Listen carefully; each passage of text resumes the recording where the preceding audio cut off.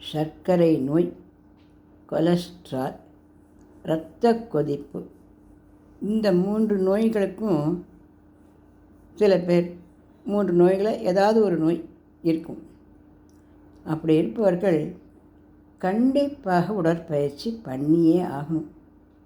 என்ன காரணம் அப்படின்னா, ரத்தம் க்ளீனாக அது ஃப்ளோ ஆகாது உடம்பில். அங்கங்கேயும் தடங்கல் படும்.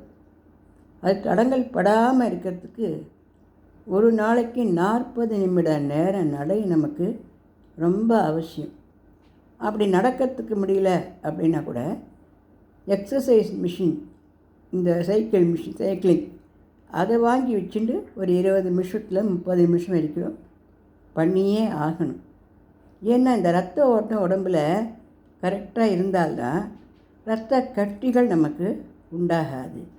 அந்த இரத்த கட்டிகள் நமக்கு கால்லையோ கையிலையோ எங்கேயான உண்டாயிடுச்சுன்னா கூட அது நம்முடைய ஹார்ட்டுக்கு அங்கே கட்டிக்கிறதுக்கு ஆரம்பிச்சிடும், அல்லது மூளையில் கட்டிக்க ஆரம்பிச்சிடும். நம்ம உடம்புல ரத்தம் நல்லா ஃப்ரீயாக ஓடிகிட்டே இருக்கணும். நம்ம இதற்கான மாத்திரைகளை எடுத்துட்டால் கூட, நான் ரத்த மாத்திரை எடுத்துக்கிறேனே, கொலஸ்ட்ரால் மாத்திரை தான் எடுத்துக்கிறேனே, நான் சர்க்கரை நோய்க்கு தான் மாத்திரை எடுத்துக்கிறேனே அப்படின்னு சொல்லிட்டு நாம் உட்காரக்கூடாது. முட்டி வலிக்கிறது, என்ன நடக்க முடியலையே அப்படிலாம் சொல்லக்கூடாது. ஏன்னா நம்ம உடம்பு ஆரோக்கியத்தை நாம் தான் பார்த்துக்கணும் இல்லையா?